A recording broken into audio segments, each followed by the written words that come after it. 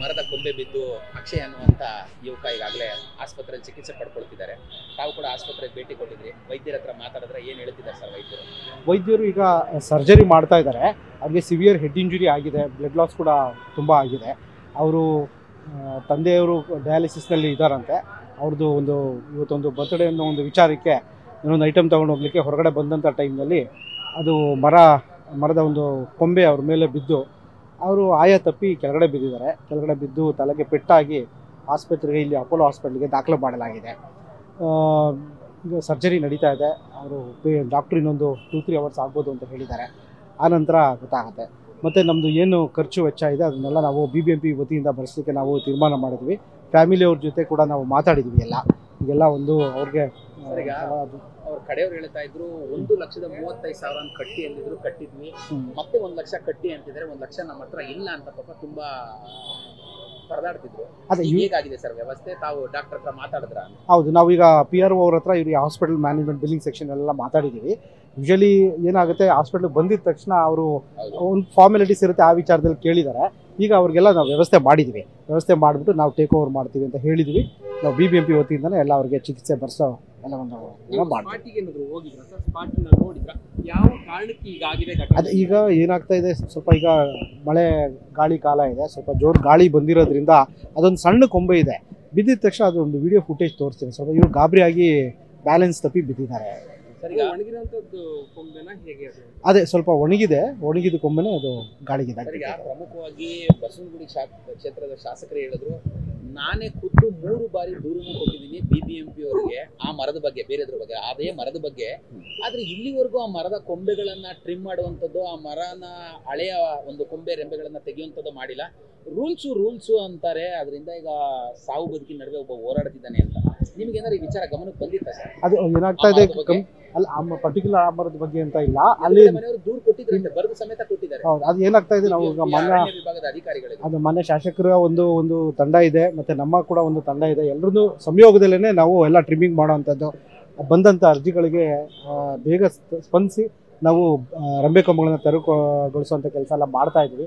ಇದು ಗಾಳಿ ಹೆಚ್ಚಾಗಿದ್ದರಿಂದ ಸ್ವಲ್ಪ ಕೊಂಬೆ ಬಿದ್ದು, ಸಣ್ಣ ಕೊಂಬೆ ಇದೆ, ಅದು ಅವರು ಬೈಕ್ನಲ್ಲಿ ಹೋಗ್ತಾ ಇರೋ ಸ್ವಲ್ಪ ಗಾಬರಿಯಾಗಿ ಕೆಳಗೆ ಬಿದ್ದಿದ್ದಾರೆ. ಆದ್ದರಿಂದ ಒಂದು ಸ್ವಲ್ಪ ತೊಂದರೆ ಆಗಿದೆ.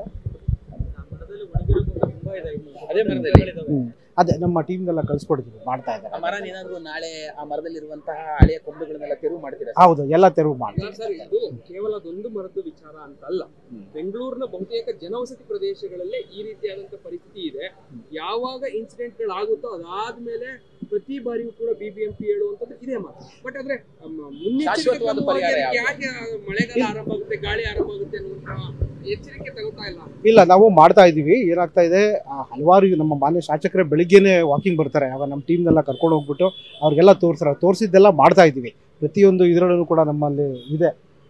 ನಮ್ಮ ತಂಡಗಳು ಕೂಡ ಸಮರ್ಪಕವಾಗಿ ಮಾಡ್ತಾ ಇದೆ. ಈ ತರ ಒಂದೊಂದು ಇನ್ಸಿಡೆಂಟ್ಗಳು ಆಗ್ಬಿಡ್ತದೆ. ಕಳೆದ 2-3 ತಿಂಗಳಲ್ಲಿ ಆಟೋ ಚಾಲಕ ಒಬ್ಬ ಬಿದ್ದು ಅವನಲ್ಲಿ ಸತ್ತೋದ್ರು, ಇಂದಿರಾನಗರದಲ್ಲಿ ಈ ತರ ಪದೇ ಘಟನೆ ನಡೀತಾನೆ ಇದೆ. BBMP ಅರಣ್ಯ ವಿಭಾಗ ಯಾಕಿಷ್ಟು ನಿರ್ಲಕ್ಷ್ಯ? ಇಲ್ಲ, ನಿರ್ಲಕ್ಷ್ಯ ಅಂತಲ್ಲ. ನಾನು ನಮ್ಮ ಟೀಮ್ ಜೊತೆ ನಾನು ತಮ್ಮನ್ನು ಎಲ್ಲ ಕರ್ಕೊಂಡು ಹೋಗ್ತೀವಿ. ನಾವು 1533 ಏನು ಹೆಲ್ಪ್ ಲೈನ್ ನಂಬರ್ ಇದೆ, ಅಲ್ಲಿ ಬರೋ ಎಲ್ಲ ಕಂಪ್ಲೇಂಟ್ಸ್ ಕೂಡ ನಾವು ಕ್ಲಿಯರ್ ಮಾಡ್ತಾ ಇದ್ದೀವಿ. ಆದ್ಯತೆ ಮೇರೆಗೆ ಇಲ್ಲ, ಎಲ್ಲ ನಮ್ಮ ಈಗ ಸೌತ್ ಝೋನ್ನಲ್ಲಿ ಮತ್ತು ಈಸ್ಟ್ ಝೋನಲ್ಲೆಲ್ಲ ಹಳೆ ಏನು ಮರಗಳಿದ್ದಾವೆ, ಅಲ್ಲಿ ಎಲ್ಲ ಕಡೆಗಳು ಕೂಡ ಕಂಪ್ಲೇಂಟ್ ಬರ್ತಾ ಇದ್ದಾವೆ. ಎಲ್ಲ ಕಡೆಗೂ ಕೂಡ ನಾವು ಕ್ಲಿಯರ್ ಮಾಡ್ಕೊಂಡು ಹೋಗ್ತಾ ಇದ್ದೀವಿ. ನಾವು ಒಂದು ಅಭಿಯಾನ ಕೂಡ ಮಾಡೋಣ, ನಮ್ಮ ಸಾರ್ವಜನಿಕರು ತಿಳಿಸುವಂಥದ್ದು. ಅಪಾಯದ ಯಾವ ಕಾರಣತ್ತೋ ಆ ರಿಜಿಸ್ಟರ್ ಮಾಡಿರೋ ಕಂಪ್ಲೇಂಟ್ಸ್ನೆಲ್ಲ ನಾವು ಕ್ಲಿಯರ್ ಮಾಡ್ತೀವಿ. ಈಗಲೂ ಕೂಡ ಪ್ರೊಯಾಕ್ಟಿವ್ ಆಗಿ ಮಾಡ್ತಾ ಇದ್ದೀವಿ. ಪ್ರತಿದಿನ ರಜೆ ಅಂತ ಏನಿಲ್ಲ, ಹಗಲು ರಾತ್ರಿ ಕೂಡ ನಮ್ಮ ತಂಡಗಳು ಮಾಡ್ತಾ ಇದ್ದಾವೆ, ಕ್ಲಿಯರ್ ಮಾಡ್ತಾ ಇದ್ದೀವಿ. ಅದು ನಮ್ಮ ಈಸ್ಟ್ ಝೋನು ಮತ್ತು ಸೌತ್ ಝೋನ್ ಮತ್ತು ವೆಸ್ಟ್ ಝೋನ್ನಲ್ಲಿ ಹೆಚ್ಚಿನ ಕಂಪ್ಲೇಂಟ್ಗಳು ರಿಜಿಸ್ಟರ್ ಆಗಿದ್ದಾವೆ. ಎಲ್ಲ ಕಡೆಗೂ ತೆರವುಗೊಳಿಸ್ತಾ ಇದ್ದಾರೆ. ಹೆಲ್ಪ್ಲೈನ್ 1533 ಹೆಲ್ಪ್ಲೈನ್ ಮಾಡಿದ್ರೆ ಸಾಕು. ಅವ್ರಿಗೆ ಅಕ್ನಾಲೇಜ್ಮೆಂಟ್ ಹೋಗುತ್ತೆ. ಎಲ್ಲ ಅವ್ರದ್ದು ಯಾರಿಗೆ ಅಕ್ನಾಲೇಜ್ಮೆಂಟ್ ಹೋಗುತ್ತೆ ಅದು ಕ್ಲಿಯರ್ ಮಾಡಿದ ನಂತರ ಕಂಪ್ಲೇಂಟ್ಗಳು ಕ್ಲೋಸ್ ಆಗ್ತಾ ಇದೆ. ಪ್ರತಿದಿನ ಮಾಡ್ತಾ ಇದ್ದಾರೆ. ನಮ್ಮಲ್ಲಿ ಈಗ ಬೆಂಗಳೂರಿನಾದ್ಯಂತ ಸುಮಾರು ನಮ್ಮದೊಂದು 30 ತಂಡಗಳ ಕರ್ತವ್ಯ ನಿರ್ವಹಿಸ್ತಾ ಇದ್ದಾವೆ. ಎಲ್ಲ ಕೂಡ ನಾವು ಒಣಗಿದ ರೆಂಬೆ ಕೊಂಬೆಗಳು ತೆರವುಗೊಳಿಸೋದು, ಅಪಾಯ ಸ್ಥಿತಿ ಮರಗಳನ್ನೆಲ್ಲ ತೆರವುಗೊಳಿಸೋದೆಲ್ಲ ಮಾಡ್ತಾ ಇದ್ದೀವಿ. ಇವತ್ತು ಹೆಚ್ಚು ಗಾಳಿ ಇದ್ದಿದ್ದರಿಂದ ಅದೊಂದು ಸ್ವಲ್ಪ ಒಂದು ಅಚಾತುರ್ಯ ಆಗಿದೆ. ನಮ್ಮ ಟೀಮ್ ಕೂಡ ಅದರಲ್ಲೇ ಕರ್ತವ್ಯದಲ್ಲಿದ್ದರು, ತಕ್ಷಣ ಹೋಗಿ ಮಾಡ್ತಿದ್ದಾರೆ.